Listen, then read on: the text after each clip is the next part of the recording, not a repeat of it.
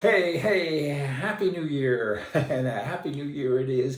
2022 is gone, and all the years before 2022 and the years going forward are years that the left wants to screw up. And they're always working on it. And I wanted to kind of give you some symbolic information by way of a story. It's an old story, it's been around before, but you know what? To hear it again and again isn't a bad thing, because it kind of makes us think maybe we have to watch out for all these loonies and crazies and kind of get better.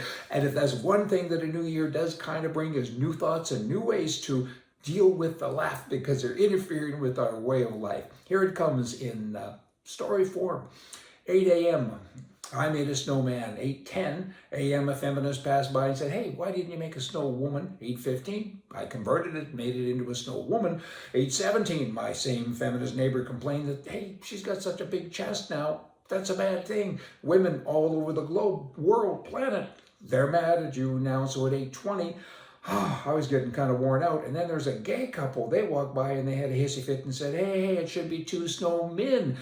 Instead, 2 of them, 8:22, a transgender man, he walked by and said, "Hey, why don't you just make 1 snow person with detachable parts?" At 8:25 a.m., there was a bunch of vegetarians. They came along and said, "Hey, that carrot that you have in the nose of the snowman, that's a bad thing. You know, you can't use it to decorate snow figures because that's a vegetable, and that's what we all live on." In 8:28, I was called a racist because the snow couple is white. 8:30, I used food coloring to make one of those snow people a different color and be more racially inclusive, right? 8:37, I was then accused of using a blackface on the snow person. 8:39 a.m., there's an Arab man. He came by and said, hey, this white snow person and the other one of a different color, you have to cover them. Okay, then at 8:40, the police arrived and saying that somebody had been offended, and who was in charge here? In 8:42, again, that feminist neighbor said, "She's got a broomstick. He, whatever, the snow person, I think is a woman still." And now that woman is in a domestic role, and that's a bad thing. At 8:43 a.m., the Council on Equality officer arrived and threatened me with eviction. 8:45 a.m., I had a lot happening in the morning. Hey, a TV news crew from CNN showed up and said, "Do you know the difference between a snowman and a snow woman?" And I said, "Hey, that's pretty simple, snowballs." Oh boy, now I'm a sexist too. 9 a.m. I was on the news with as a suspected terrorist, racist, homophobic, and sensibility offender. And I'm just causing trouble everywhere. At 9:10 a.m. I was asked if I had any accomplices. My children were taken by social services. 9:29 a.m. far left protesters, offended by everything in the world, they marched down the street demanding that I be arrested. 9:45 a.m. the boss called and fired me because of the negative association with work that had been all over social media. 10 a.m. I just sat down and I cried into my drink.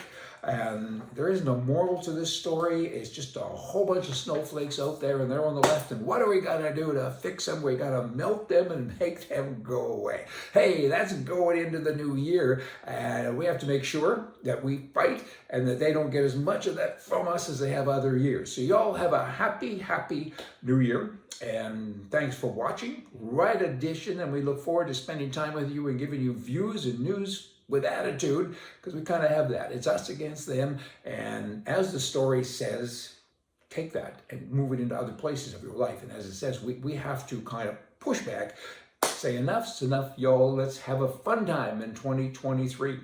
Be hard to remember that. At least we don't write many checks anymore. We kind of do it all online. I remember in the old days, everybody was putting the wrong date on for months and months. Hey, see ya.